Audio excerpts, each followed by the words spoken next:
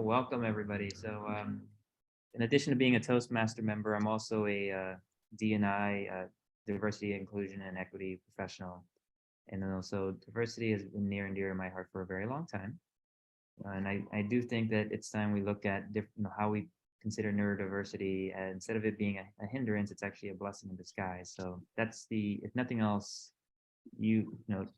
just know that some people are learning how to appreciate you. And that's the point of this talk today. So I'm gonna spread apart. Okay. Can everybody hear me okay? Sound coming in okay? No, Can't hear? not really, no. Okay. So I'm gonna have to do this real close then to the vest. Is the sound better? That's much better, yes. Okay, all right.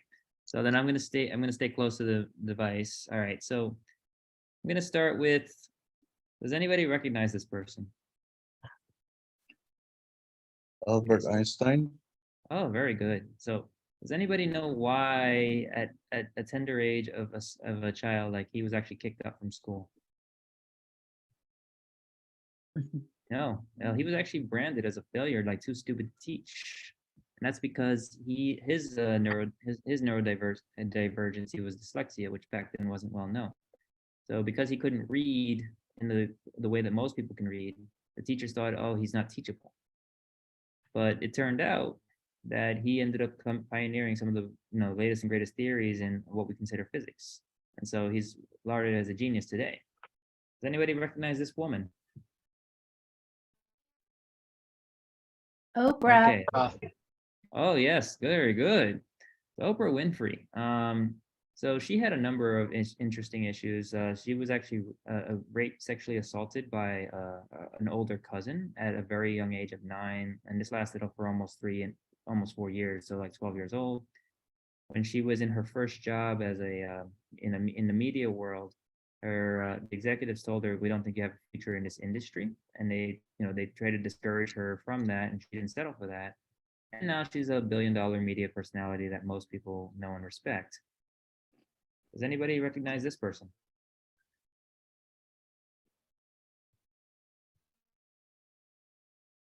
Probably a little bit harder. He's actually a year younger than me, but you might recognize him as in the documentary from Netflix as the boy who harnessed the wind. His name is William Kakawamba.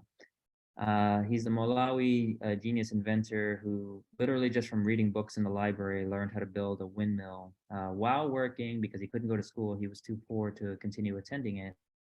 And he ended up becoming like a prolific inventor in Malawi. So just goes to show that where there's a will, there's a way. Really good examples here. So the research that I'm going to be using as a framework for the basis for this talk is actually Howard Gardner's theory of multiple intelligences. His theory is, a lot of us depend on IQ as the be-all end-all, and his theory is that's not the case. There's actually 8.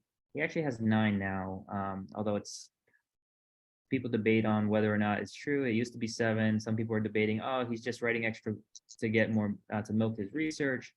Regardless of the case, I do think that this framework will be very interesting for those of us that identify as neurodiverse, or for those of us that want to better understand. And that what it says is that each of us are gifted in one or multiple areas. So if we go back to Einstein, most people can say that he was logic smart.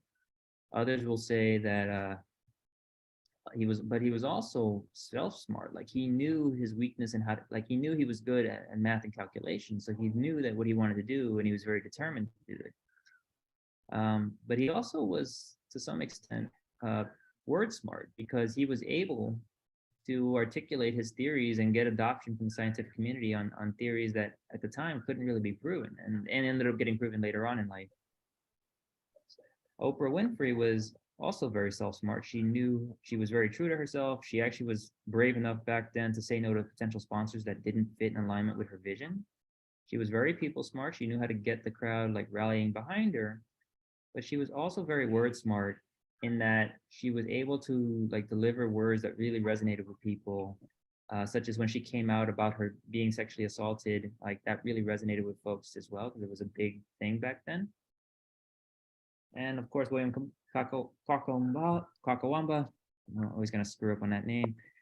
Also another logic smart, but he was also very word smart and picture smart in that he was able to memorize the charts and graphs in the books to being able to end up doing what he did, and that got that got international renown to the point that investors literally paid for his education at the UK. I think it was Waterloo, if I remember correctly, where he got his engineering degree.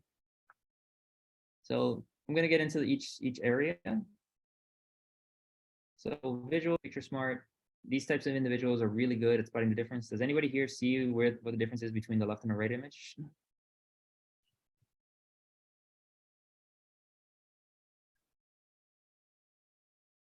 Okay, so if anyone doesn't notice, it's this. Oh, go ahead, Brittany. Yes, so I see that there's a third tree that's missing on the right side. Yeah. And that's the only difference I can spot right now. Yeah, that was the only difference I could spot. So, what's great about these things is that like really gifted people can probably spot like multiple differences. There's probably a couple of others, but the tree one definitely stood out to me as well. But if you ever see like those Where's Waldo or other challenges, you'll always notice that people that are gifted in this spot are really good at this, whereas the rest of us, it takes a while. Okay, so go ahead, Renia. What do you notice with this pattern here? You're Sorry, I was a little distracted. So pattern. Yeah. Interesting. All I see is that it's the circumference around the dot starts to equally stretch out. So I'm looking at it by the image versus the word on the bottom. Yeah. So generally, I mean, this is definitely a math example, but to your point, it's definitely getting to the point where it's like another layer is being wrapped around, like it's getting another layer each time. For those that are gifted in the logic side, what you'll notice is that it just grows by an extra level. So the next one would be 25 with a 9. So again, this is like how you can tell like people. So this one's actually a hybrid of visual and math, but there's little ways to tell how you're gifted in these kinds of things. And then What about squares of numbers? Yeah, definitely. I mean, it's easy. Some people can tell by the pictures. Some people can tell by the numbers. In this case, it just happens to be using both cases. All right, and then the last application, if anyone's ever seen a maze, like this is an actual maze of a farm somewhere, some of us would like need GPS to get out of this kind of thing, but people that have a gift for visual intelligence, you can think of them as a walking GPS, where they can literally navigate their way without necessarily like they can just look at a map and they have like an intuitive sense of direction, or they just need to look at the map once and they're good. Although in many cases they might have photographic memory. I don't have photographic memory, but I do happen to have a good sense of direction if I'm familiar with the area. Oh, let me open up the chat. Okay. All right. Everybody's hearing me okay? Because somebody was asking me if I had technical issues. All right. Great. I'm gonna move on. So logical intelligence. Obviously, these are the things, like if you see some of these things, to some of you, this looks intimidating, but for people that are gifted with logic, they could see these things and they would grasp what exactly it is that they're about. Integrals, for example, on the top right, are basically how we do generalizations in both statistics and in general. So if you ever see like those, like the horoscopes, things like that, it generally comes from people using these kinds of formulas.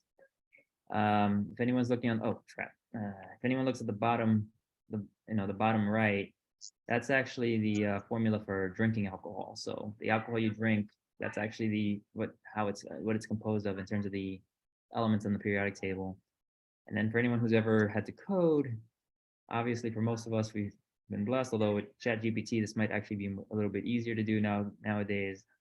But people who can troubleshoot and identify what the heck the error message says and what that means, generally speaking, are gifted in logical intelligence. So the body. So this was actually a story that came out just this past week.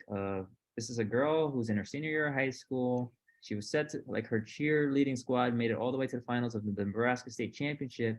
And 2 weeks before the championship, everybody on her team except her dropped out for personal reasons. But one of them, they probably got stage fright. Another one, maybe like the program is too intensive. This girl's like, no, I'm gonna go and do it. So literally the 2 weeks, she came up with her own dance routine to do this solo, and she ended up breaking a state record just by persisting. So what's great about people that have body intelligence, they know their body, they have really great muscle memory, they can adapt and learn, they have really good hand-eye coordination. Like these are the folks that end up becoming like the Usain Bolts, or the people that end up setting world records or they become Olympic performers or champions. And so that definitely not, and it's not something that, like, for me, I have terrible hand-eye coordination, but it's something to be praised. Okay, so linguistic or word smart. These are the folks that are either really gifted writers and that they write books. Like, for example, J.K. Rowling. Some of you might know that she was actually homeless before the Harry Potter series came out, so she was really able to like tap into her linguistic genius and write a award-winning series. Back in the day when people compared me to Harry Potter, because in my high school days I looked like his doppelganger, I took it as an insult. But now I realize, like, oh, it's actually pretty cool. These are also the folks that are really good at learning new languages relatively quickly to the rest of us. They're also the types of people that can read complex works and discern what the heck is going on, like scholars. Like, for example, works like the Bible that have so many layered meanings that people have a hard time, even to this day, of what the heck was the original author's intent. Or Shakespeare, another work that's relatively well famous and well known that people have a hard time. So linguistic and word smart, sorely needed, sometimes not often appreciated, but it plays a key role in terms of our ability to understand and learn and document things that we've done and carrying forward. People smart. So in the context of emotional social intelligence, EQ is something that's been rising in the years. The way I like to think of it is whenever you have a tough challenge and you need to get other people to like work with you, people smart tend to be the ones that are really good at getting their way and making it win-win. So collaborating. People that are not so great or they're scared tend to be in the avoiding category or the competing category, because they like, I really hate, like, I don't care. It's either my way or the highway, or I don't really want to fight. And so folks that tend to be higher on the importance of the relationship and getting things done tend to be the people smart. But in conflict resolution, I'm using that as the framework to just emphasize like when we tend to notice that kind of thing. And we have the self smart, where a lot of times a lot of us feel at some point in our lives of like, what do I want to do with my life?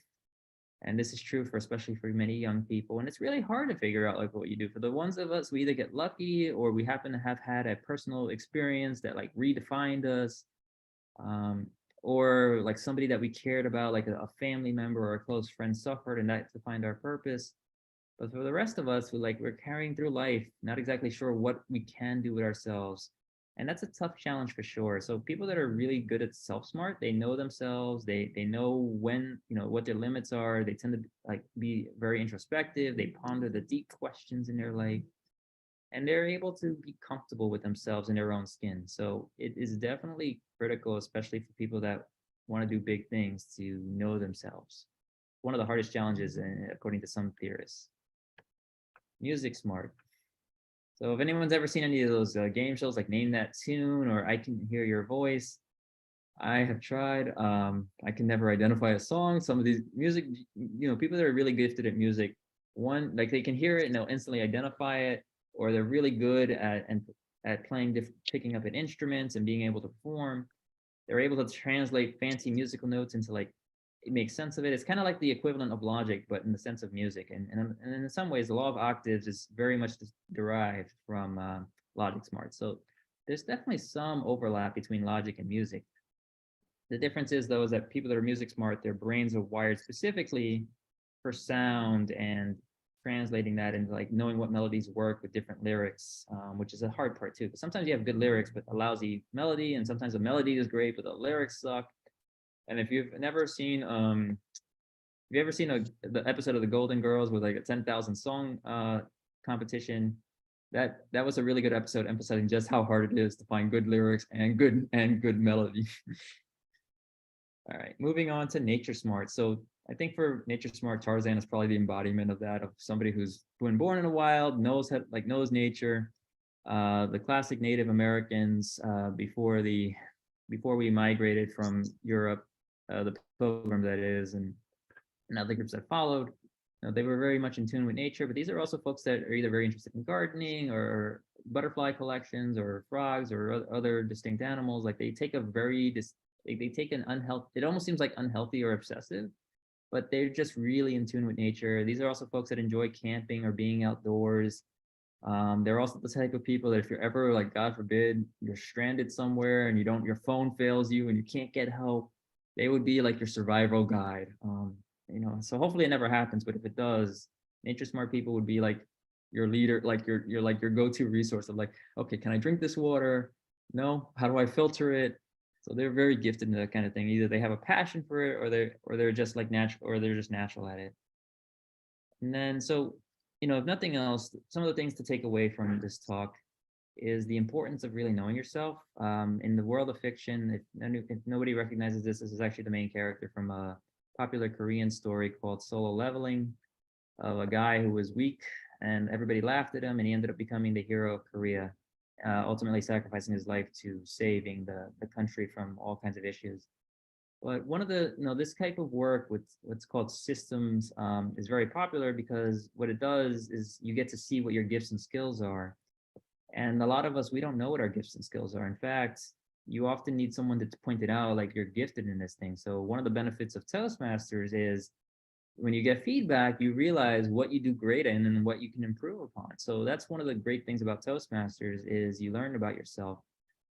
And so so for those of you that like don't necessarily know what your gifts are, pay attention to the compliments, especially the repeated compliments you get. Don't brush off if your family says, "Oh, you're great at this." Like they might be onto something. Yeah, sometimes they're being nice, but if it comes up repeatedly, that's definitely an indicator that you might actually be really gifted at that.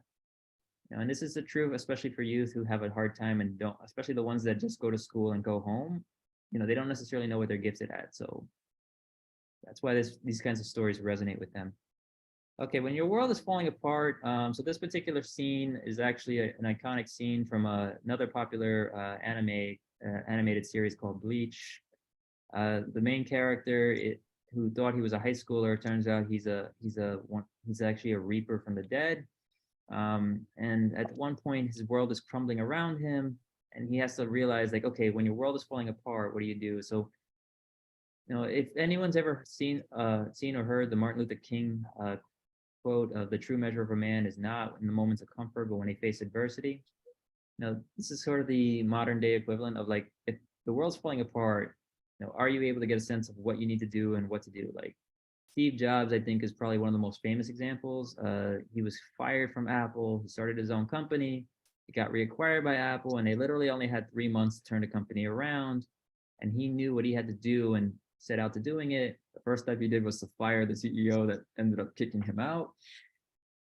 And he took over, and Apple is now one of the most profitable, if not the most profitable brand in the entire world.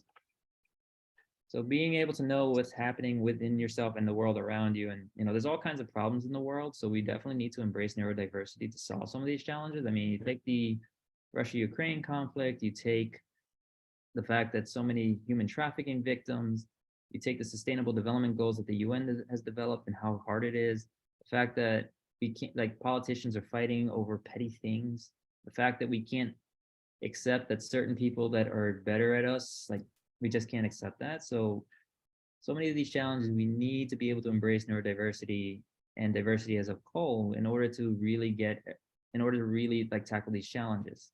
I think a really great example of that was the Ebola crisis, where the world literally came together and managed to nip it in the bud. So Ebola wasn't an issue compared to, the more modern COVID, which everybody's like, oh, it's hopefully it won't be an issue. But because we waited until too late, we ended up having to shut down, and now we're still like recovering from that. Okay, so also remember that you define yourself, not the other folks. Albert Einstein famously made a statement, and I think it was like him getting back at his educators. If you judge a fish by its ability to climb a tree, it's always going to believe it's stupid in life. You know what? Case in point, when I didn't learn to start walking until I was 2 years old. I didn't start learning to talk until I was 4 years old. Now I can't shut up. But what's and my mother obviously being worried, like, is something wrong with her? Back then, the autism spectrum did not exist. The doctor told my mother that I might be mentally retarded. That obviously, it's like my father was so embarrassed that he ended up cheating on my mother, and that ended up leading to a divorce because I was named after him. So I think he couldn't stand the fact that his own child was essentially a failure. He gave up on me. My mother's like, no, you're not going to give up on me. And, through the years, and I think for me, like one of the defining moments was my 5th grade teacher who gave me mountains of homework every day. I was literally crying because I would be up to like 10 or 11 at night to finish the homework for the next day and then repeat the cycle. Although from that, my work ethic to get homework done early was born from that. But that probably helped me to realize, like, because he didn't judge, he just gave us all the same amount of homework or whatnot, that you can define yourself. You don't have to let others define you. So if somebody says, I like Eleanor Roosevelt's quote of, nobody can make you feel inferior without your permission. And that's very true, because if somebody tells you something and you don't agree with it, just like how with the compliments, how some people will dismiss compliments.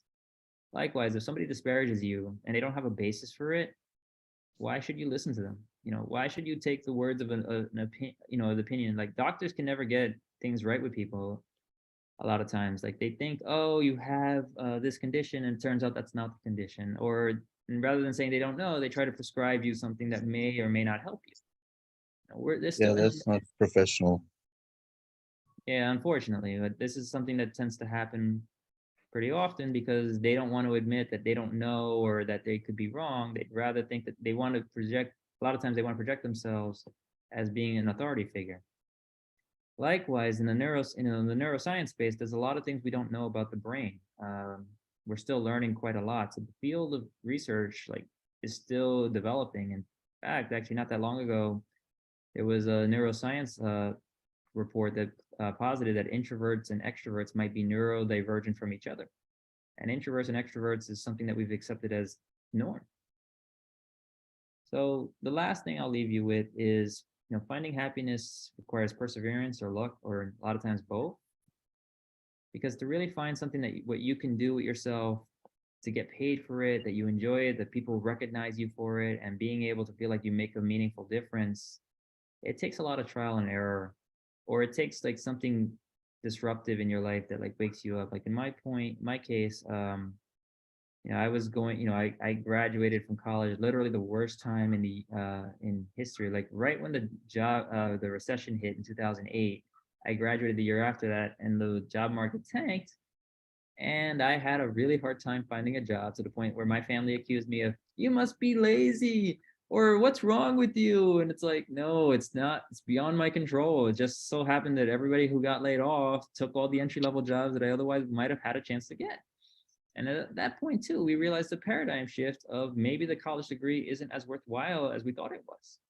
And now you have parents that are looking at exploring either community colleges or alternative education because they don't want to have to worry about their kid graduating with lots of debt and not being able to pay it back. In some cases, there are families that are still paying debt like decades later.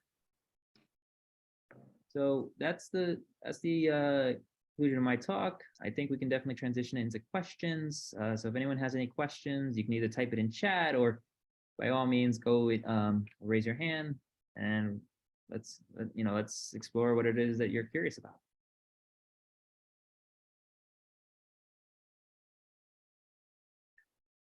Thank you, Jose. That was fascinating. Really enjoyed your talk. It was so clear and well laid out, and interesting information and facts. Really, yeah, great.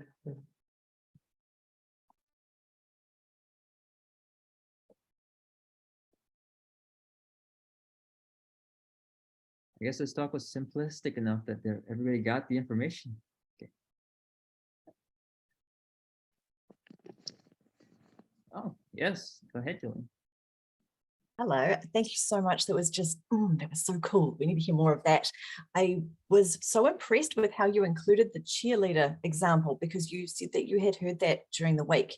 And I just wanted to know if that's something that you, just talk a little bit around how you you had a speech prepared, but then you heard something that was new and inserted it in. And I just thought that was, I just really wanted to hear more about, like, do you do that all the time? Is that, yeah, talk about that, please.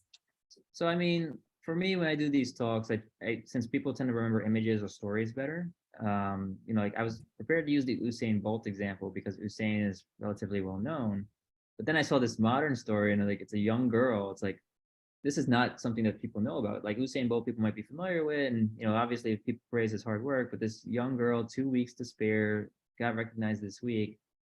So that's the nice thing about reflexive, pictures and structure. Like the structure that I had of pictures and stories to convey a complicated thought allows flexibility to adapt. So all I did was replace one story with this newer story that I just happened to hear about. Yes, Brenia. I gotta say, this has been a really eye-opening experience. One, because I've been taking notes. Maybe some of our peers here have done so too. And something that stood out was like, no one can make you feel inferior without your permission.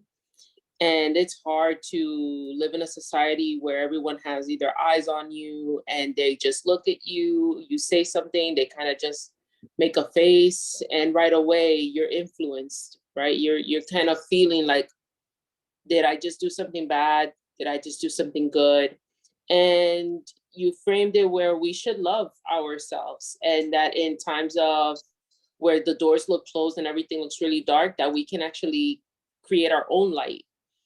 So I really appreciate you sharing that with us today. I mean, definitely for sure. I mean, I'm gonna put a positive nuance there. So I mean, the thing is too, is for me, I take a look at where the feedback is coming from and the intent. If the feedback comes from somebody that I think cares about me, like a family member, a boss, a colleague that I work closely with, a really good friend who actually genuinely gives a rat's ass about me, I will take their opinions into consideration in terms of my image and my esteem, because the general assumption there is they give a rat's ass about me. They're saying this because they care. If it's a stranger making a weird comment or a weird face that I don't know or I don't think I'm going to meet again, because the thing about envy, when we're miserable, it's easier to pull somebody down than to try to rise ourselves back up. So a really great example of this is another anime called Food Wars or Shokugogi no Sama.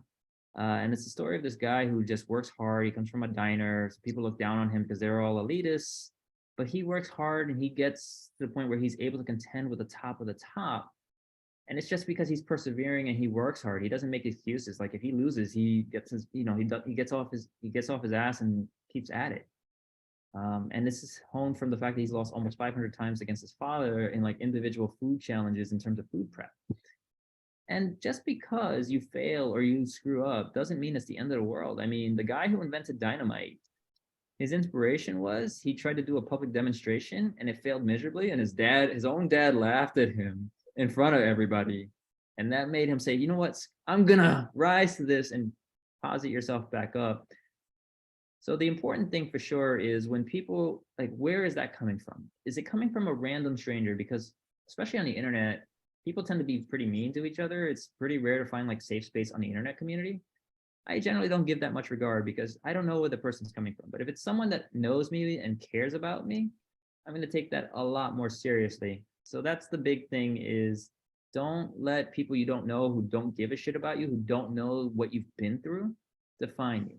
If it's somebody that knows you and cares about you, and when I say cares about you, like they're not toxic, because if you have somebody that's like always pulling you down, like sometimes families can be very divisive with each other, or they can like pull you down. Like case in point, like I felt horrible when my family was like, "What's wrong with you? It's lazy," back in the day, but I had to end up fighting back and advocating for myself. And that's also what's great about groups like Toastmasters, especially a specialty club like this one, because we can find like-minded folks, and as a group, like this becomes like therapy or like safe space to like talk about these issues and rise above what we face, because it's so true that people don't understand us, and because they don't understand us, they misjudge us.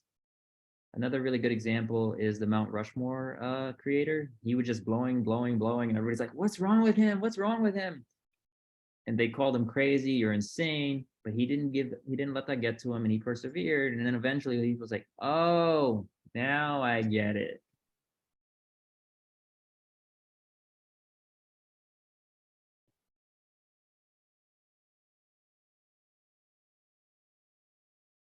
Any other questions or thoughts? You seem to have done a lot of research into these people and find out all sorts of things, like Oprah Winfrey, for instance. I didn't know she was neurodiverse. She was neurodiverse in the sense that she was a victim of trauma, and trauma for young, especially as a young adult, or in her case, a child, is something that definitely is a defining experience for her. I think if anything, that also played a key role to why she could be defiant towards authority when her manager said, "You have no future in this career." So she may not be neurodiverse in the typical sense of that kind of thing, but she is neurodiverse in that trauma. People that are afflicted by trauma, especially as a youth, they're definitely not the same as your standard youth that's gone through a relatively happy childhood. She did not have a happy childhood.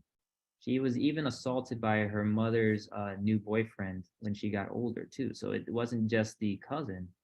She's had that happen twice. And back then, like, women didn't have the rights to like fight like they do now in terms of like the divorce or the being able to get protection from offenders, restraining orders to that extent. Like, it's a lot more developed now, and it's because of people like Oprah who have shared their stories and said like how prolific this was. That's gotten the rest of us to kind of wake up and say, okay, we've got to be better at like letting women and especially victims of domestic violence to come out of themselves. So, but that's a great point in that, and that's the thing about neurodiversity too. Like, we can go by the diagnosis, but if you look at people that go through trauma, especially youth that go through trauma, they're not the same as normal youth. And in a lot of cases, they carry that burden with them for their entire lives.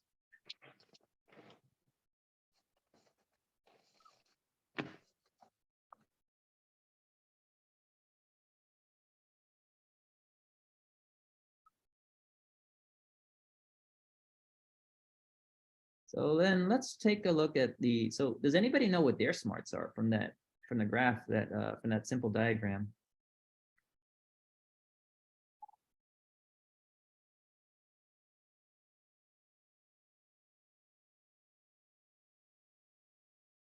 Yeah, go ahead, Brian. I was kind of writing down where I think I fall. But I would say I'm a fan of like Sudoku and word searches. I like mazes, and I can go through like a book. So visual intelligence. Many people have told me that I'm very good with people. So I'm gonna say I'm people smart, and I love humans and I love people because I feel like my purpose in life is to remind people that we're human and that we're imperfect and we're different. And music smart. I can actually, like, I used to DJ, and it was natural for me to listen to music and just hear where the beats would fall and where the count was and how many beats per minute without like using my hands or using a tool. Like I would automatically, like my ears would just right away. So I put those three as like part, but maybe there's a little bit of everything. I don't know. Yeah, I mean, and the thing is, for me, like, I know I'm not body smart, because I have a phobia from balls because it hurt too hard when I tried to catch them. So that's definitely impacted me. So that's a case of trauma killing my willingness to learn. So I was logic smart, but not word smart. Like when the diagnosis when it was official was I was really strong in the analytical side, but my verbal side was underdeveloped relative for my age. Like I was at 6th grade, I think I was at a 3rd grade reading level is what I was told. And I'm still to this day like not that word smart, but I'm better now than I was back then. I'm actually, in terms of people smart, it took me a long time to get to that point. It used to be that I was terrible with people. Like I was good with my teachers because I was bullied in high school. I thought, or I perceived myself as being bullied because people would compare me to Harry Potter, and I didn't know who that was, so I thought they were making fun of me. Although they did put heavy books in my book bag, and I didn't realize it, or they would do other things to me. Although it wasn't like severe bullying, like I wasn't beaten or attacked or anything like that. I just like they made fun of me. But it took me a while, but I eventually became people smart through my profession, learning how to read the emotions. When the defining moment of the career, like not being able to get a job, like that kind of inspired the purpose in me. And so that became self-smart, and I've been able to build like partnerships and collaborations because I'm really good at learning about my purpose. So for me, self-smart, logic smart, people smart came later in, but compared to like back then, I'm a lot better now. So I think those, for me, like those are my three. And some people might just have one area. Some people might have more than one. Some people might literally be the jack of all trades and good at, like good at everyone. But what I like about this theory, and granted, it does have some criticisms of like people calling it personality and trait, not intelligences, but the reason I'm a fan of it is it just goes to show, like, based on the person's passion, that they can succeed in those kinds of things. Like musicians, it's hard, but it's getting easier now because now there's an app where literally musicians can get discovered by different venues that are booking your gigs, or people that are organizing events want to find like musicians that have performed. Now it's a little bit easier to do that discovery. Just likewise, we have the Fiverr platform to help us find artists or graphic designers for like logos or other artistic projects. And so we're seeing a lot more accessibility in that we're able to find talent, and that we can have our work speak for ourselves. And so that's something to definitely, I think it's getting better. It's not at the point where it's easy, but it's at the point where it's easier compared to the old way, which was, do you know of anybody who can do X? And now we can actually go and find the people that can do X. And we just got to hope that they meet our budget or our demands. So. Yeah, one of the problems is that neurodiverse people, they are afraid of change and stress. So it's like a vicious circle. Because of that, they avoid social contact, and because of avoiding social contact, don't learn the social skills. So it's just taking the first step,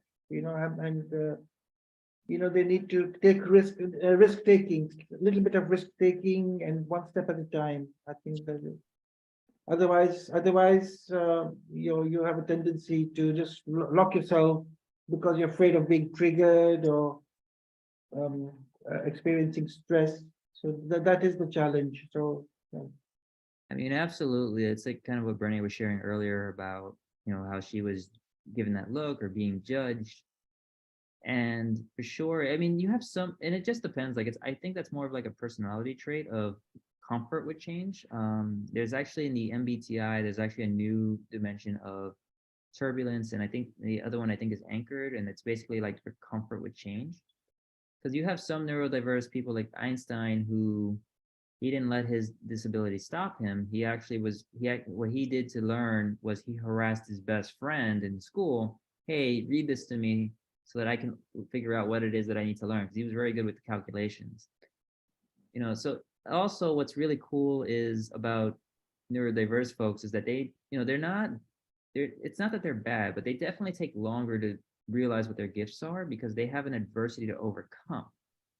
And again, going back to Martin Luther King of, being able to like go through like your world and how difficult things are. Like, because the neurodiverse people already overcome hurdles, it's easier for them, like generally speaking, because they've already overcome, they're better able long-term to deal with adversity and overcoming challenges compared to people that have had it easier, haven't had to fight things in life. Like case in point, for most of my life growing up, my mother fought most of my battles. And then, once the college crisis hit in, like I had to start fighting my own battles, including against my own family. So it's not always a bad thing that neurodiverse people are, because they actually end up being, a lot of them can be late bloomers in life. There's a lot of overlap between the two. But in terms of the comfort to change, I feel like that's not just neurodiverse. Like that's anybody who's used to living a certain way in life. Like, for example, somebody that's been used to the way of work and now they have a family, and then suddenly the organization is going through a change, they would be very uncomfortable with that as well, because they're like, is my job going to go away? Is it going to be more complicated? Do I have to travel or relocate? Like that's very uncomfortable for them because they're very happy with their life and they're trying to keep that stability in place. And it doesn't matter if they're neurodiverse or not. Like humans in general can be averse to change. And so part of the challenge is, how do we embrace that change to make it work for us? Like case in point, ChatGPT, this new technology is coming out. And right now, obviously a lot of people are worried, like, is it going to take my job away? That was something I was wondering about. So I actually went to a demo talk, and it turns out that ChatGPT could be like the best virtual assistant that I've been needing all my life to do some of the things that I could do. because if anyone's ever worked on like complicated software and had to like Google, how do I do X? Instead of having to do all that and hoping it works, you can have ChatGPT say, hey, ChatGPT, do this for me. Not only will it do it for you, it'll show you how it did it so that you could know how to do it yourself. So what it, so it's a blessing and a curse. And ultimately we decide if it's going to be a blessing or a curse. And that's the hard part too. Like we can actually influence, like right now it's still new and they're looking for like how to use it. So we can tell the developers, hey, please have it do this for us so they can do a better job. Because at the end of the day, the developers want the technology to be adopted.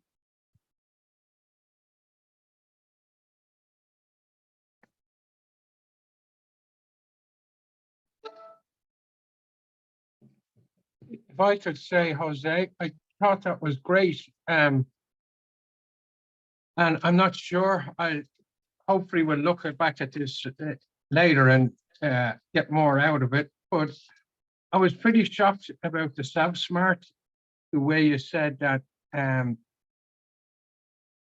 it's like a self-contradiction really, that we don't, people that are, well, I'm one, I think, we don't know what we want to do in our lives. Oh, And so that amazed me.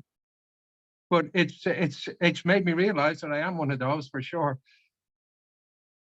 So the self-smart, so that picture in that particular slide, because that's a great point, that actually is that's basically like a lot of people don't know what they want to do with their lives. Self-smart have a sense of purpose, or like they're very introspective to themselves. So this is actually the not self-smart graphic. It's just I just use that to kind of make that visually easier to explain. So the opposite of self-smart is not, it's the opposite of this, not the actual image. But yeah, that's a great point, Mark, and thanks for raising that. I just couldn't find like a good image that would easily convey it. Go ahead, Sarah. Thank you.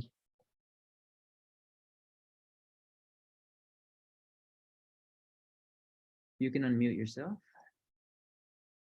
Hi, could you put the different types of smart on, the intelligence back up again, because it's easier if I've got that to refer to.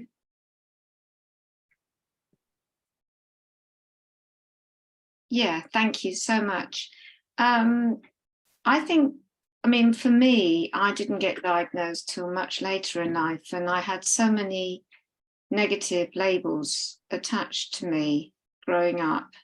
And I was also in a major car accident where I had multiple head and back injuries when I was 17. And I often put my mental sort of way of thinking, as it were, down to that. And it was only later that I realized that I'd always been neurodiverse and had ADHD. But the thing that's come up for me through all these experiences is I've been doing a lot of introspection, particularly this last year. I've always been prone to that, but I now have a structure for it because through a spiritual program that I'm a member of.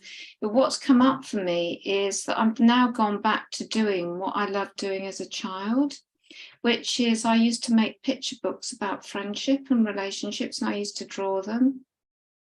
And I'm now writing picture books to help explain about difference and ADHD and so my picture smart is really important for that, because I need visual, because I need to be able to communicate through pictures and very few words. I think I am word smart, but not in the way that I can read large amounts of material, but I have a real thirst for language and I love understanding the origins of words. But I think it's taken me a really long time. But I think now whether the self-smart is a result of who I really am and how I'm able to be that now because I'm older and I've brought my children up on or not, or whether that's an intelligence that I've always had, if that makes sense. I don't know, because I'm looking at the difference between sort of maybe learning these skills or intelligence, learning them, and actually what's inherent to who we are, because I'm a great believer that the more we practice something, the better we get at it. And the people smart, I think that's something I've also worked really hard at. And, the thing about music for me, I really identified with what Brene said, because, I've always been able to dance and always understood rhythm. And I grew up playing classical music. And it's just really, really natural for me to be able to do that. And but I suppose it's just, so I suppose I've probably got multiple, oh, it's Brenia, isn't it? Not Brene, and multiple, but it's just when I hear the extremely brilliant people, I sort of think, oh, I've not got any, I haven't got any of those intelligences. But, you know, what's come up for me is a result of adversity. I think I've developed the self-smart. Now, I don't know if that was incredibly rambling, but because I've never said it in those words before. So that was an absolutely new sharing from the heart. So. And also, thank you, Sarah, for sharing. I mean, you know, like yourself, like the people smart for me was later on in life. It was not something I was inherent with. Like I was socially awkward as a kid because of the experiences I went through. So definitely, like, you're not alone. It's actually one of the criticisms that Gardner's theory faces about it being personality traits, because sometimes it definitely is the result of effort and perseverance more than anything else. But the way I personally look at it is somebody who's gifted in that particular domain, it's more natural for them to learn and acquire it. Like case in point for me, it takes me 3 times as long to learn things that I'm not gifted at compared to things that I know or am pretty good at. And so that's how I know for me, like people smart, like, yes, I had a hard time, but I'm, you know, I've adapted to the point that I can actually read people's intent. I can generally find the intent behind the words if I know somebody well enough. You know, the logic smart, which has always been there with me, at least from an early age. Like math was never scary until college. Math and I had like a rift in our relationship, and we kind of mended it at the end. The self-smart for me, it came when I had to go through quarter life crisis, or kind of an identity crisis, so to speak. That's when it felt for me. So the thing about self-smart people is that they kind of know themselves, like what they want. They know their limitations. They respect it. They know like when it's too much, what they can do, what they can't do. That's the way I take it at self-smart. But you know, and the nice thing is that there's actually a book. So you're always welcome to refer to Gardner. So it's Howard Gardner's Theory of Multiple Intelligences. That book is published. It's multiple editions. He's actually created also a 9th intelligence called existential, which is people that reflect on like the meaning of life, or our relationship to a higher power, or life after death. And you know, so those are like philosophers or like spiritual leaders, or the folks that ingrain like the mindfulness, you know, or Zen Buddhism, things of that sort. So that's something that's also being looked at. For me personally, I kind of see that more as like self-smart, but you know, he's positing, and this is the thing too with why his theory has like some controversies. It's not a perfect theory, but what I do appreciate about it is that it helps you break down like what areas to focus on if you know yourself, based on either your experiences or what people have told you that you're good at. And so rather than trying to do everything like we try to generally do in the school system of teaching people math, science, the humanities, you know, specialized skills, we can focus instead on what is my child gifted at. And, you know, a really great example of this is there's a child referred to as the reincarnation of Einstein who had Asperger's syndrome. And his mother, like my mother, didn't want to accept that. So she took him to a bunch of experiences. It turned out that he was really good at a planetarium, that he had a gift for math and the physics. And at the age of 14, he graduated with a the age of, I think, 16. He started at 14 with a master's degree in physics from, I think, the University of Illinois it was.